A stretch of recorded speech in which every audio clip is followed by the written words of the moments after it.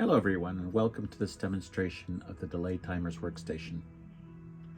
Today we'll be showing you how to operate the start and stop sequences with delay timers and how the system responds to an overload condition. Let's get started. First, let's introduce our inputs and outputs. Here we have our main inputs. The start button, which is a normally open push button. Our stop button, which is a normally closed push button.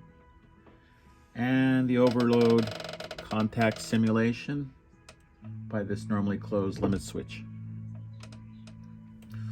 Our outputs include 6 motor contactors, each represented by these indicator lights.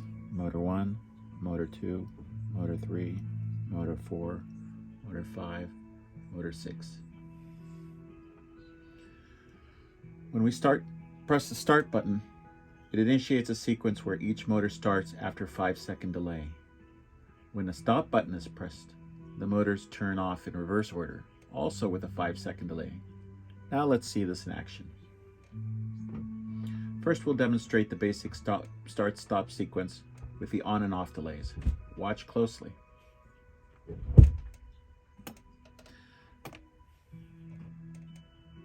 As you can see, the first motor starts immediately, followed by the next motor after 5 seconds, and so on until all 6 motors are running.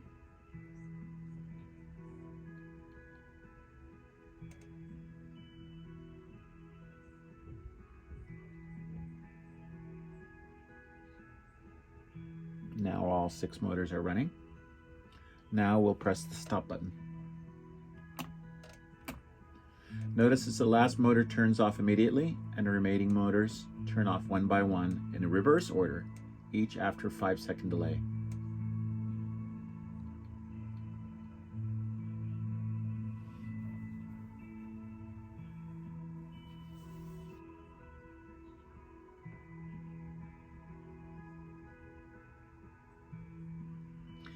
Next, let's demonstrate what happens when an overload condition occurs. We'll start the sequence and then simulate an overload using the OLIN switch.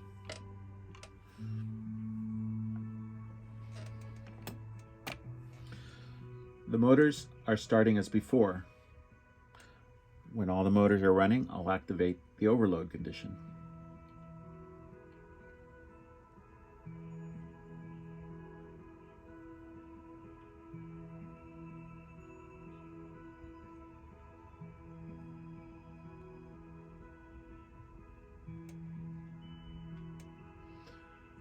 All motors are running. I will now initiate the overload condition. So you see immediately the system initiates a shutdown sequence. The 6 motors turns off immediately, which was the last motor to start, and the remaining motors follow in reverse order with 5-second delays.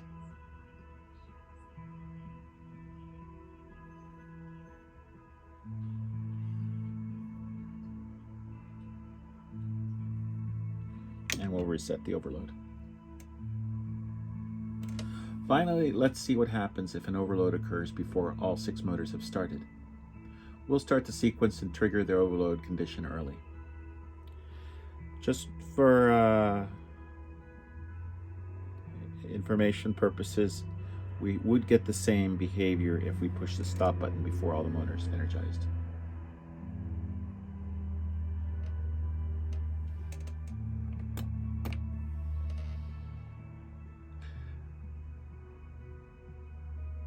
So the first few motors are starting in sequence.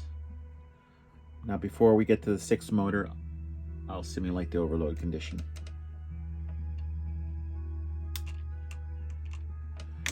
As you can see, the system immediately begins a shutdown sequence. The last motor started, which was number 4, turned off immediately, followed by the previous motors in reverse order, each with a 5-second delay.